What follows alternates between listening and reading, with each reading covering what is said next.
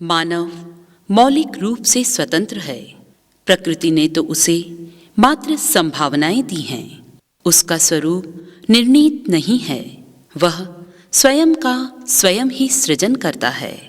उसकी श्रेष्ठता अथवा निकृष्टता स्वयं उसी के हाथों में है। मानव की यह मौलिक स्वतंत्रता गरिमामय एवं महिमापूर्ण है, किंतु वह चाहे तो इसे दुर्भाग्य भी बना सकता है। और दुख की बात यही है कि ज्यादातर लोगों के लिए यह मौलिक स्वतंत्रता दुर्भाग्य ही सिद्ध होती है, क्योंकि सृजन की क्षमता में विनाश की क्षमता और स्वतंत्रता भी तो छिपी है। ज्यादातर लोग इसी दूसरे विकल्प का ही उपयोग कर बैठते हैं। निर्माण से विनाश हमेशा ही आसान होता है। भला स्वयं को मिटाने से आसान और क्या हो सकता है। स्वविनाश के लिए आत्मसृजन में न लगना ही काफी है। उसके लिए अलग से और कुछ भी करने की आवश्यकता नहीं होती। जो जीवन में ऊपर की ओर नहीं उठ रहा है, वह अनजाने और अनचाहे ही पीछे और नीचे गिरता चला जाता है। एक बार ऐसी ही चर्चा महर्षि रमन की सत्संग सभा में चली थी।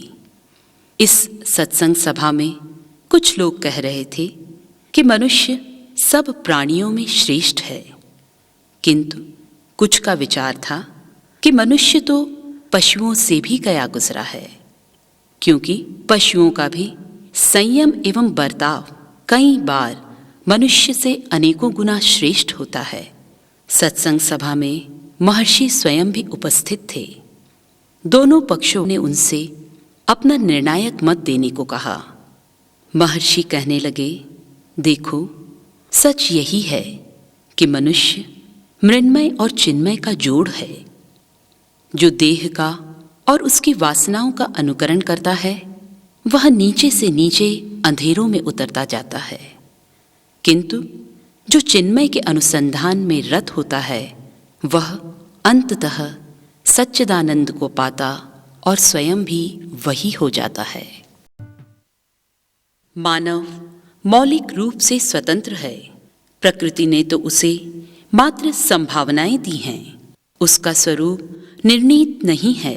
वह स्वयं का स्वयं ही सृजन करता है। उसकी श्रेष्ठता अथवा निकृष्टता स्वयं उसी के हाथों में है।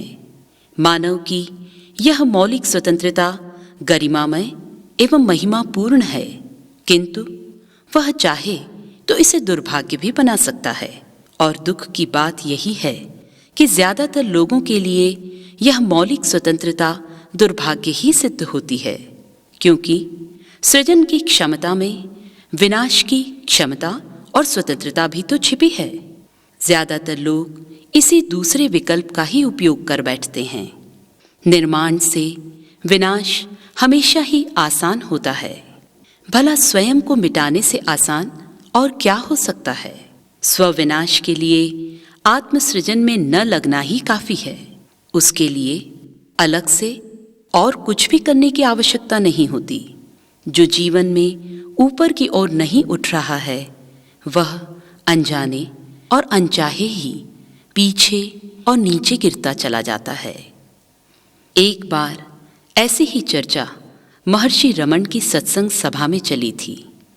इस सत्संग सभा में कुछ लोग कह रहे थे कि मनुष्य सब प्राणियों में श्रेष्ठ है, किंतु कुछ का विचार था कि मनुष्य तो पशुओं से भी गया गुजरा है, क्योंकि पशुओं का भी संयम एवं बर्ताव कई बार मनुष्य से अनेकों गुना श्रेष्ठ होता है। सत्संग सभा में महर्षि स्वयं भी उपस्थित थे।